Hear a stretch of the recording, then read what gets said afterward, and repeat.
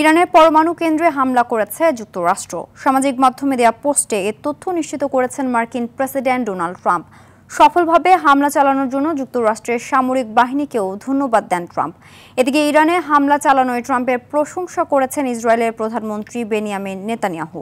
ইরানের উপর যুক্তরাষ্ট্রের করা এ হামলায় গভীর উদ্বেগ জানিয়েছেন জাতিসংঘ মহাসচিব।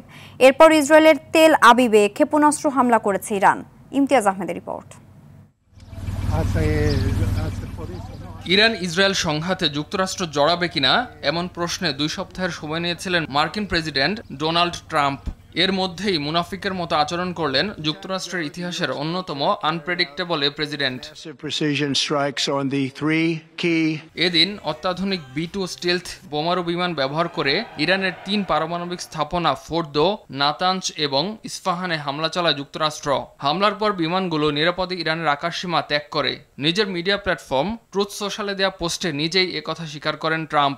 এর আগে শনিবার যুক্তরাষ্ট্রের অত্যাধুনিক B-2 স্টিলথ বোমারু বিমানগুলো প্রশান্ত মহাসাগরের গুয়ামে রওনা হয়। এই B-2 স্টিলথ বোমারু বিমান বিশাল বাংকার বাস্টার বহনে সক্ষম, যার মাধ্যমে ইরানের ভূগর্ভস্থ 3টি পারমাণবিক স্থাপনায় হামলা করে ধ্বংসের দাবি করে যুক্তরাষ্ট্র।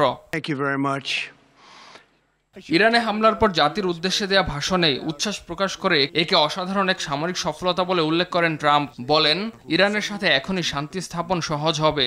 ভাষণে ইসরায়েলের প্রধানমন্ত্রী বেনিয়ামিন নেতানিয়াহু ও দেশটির সামরিক বাহিনীকে ধন্যবাদ দেন তিনি। Our objective was the destruction of Iran's nuclear enrichment capacity and নেতানিয়াহুকে ধন্যবাদ ও অভিনন্দন জানাই। আমরা এমন একটি দল হয়ে কাজ করেছি যা সম্ভবত আগে কখনো কেউ করেনি। আমরা ইসরায়েলের জন্য ভয়াবহ হুমকি ইরানকে মুছে ফেলার জন্য অনেক দূর এগিয়েছি।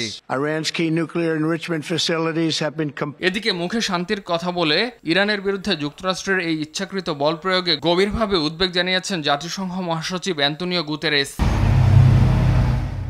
যুক্তরাষ্ট্রের নজিরবিহীন এই হামলার পর তেল আবিবে ক্ষেপণাস্ত্র হামলা করেছে তেহরান। এ সময় হাইফা বন্দরের কাছে বেশ কয়েকটি বিস্ফোরণের শব্দ শোনা যায়।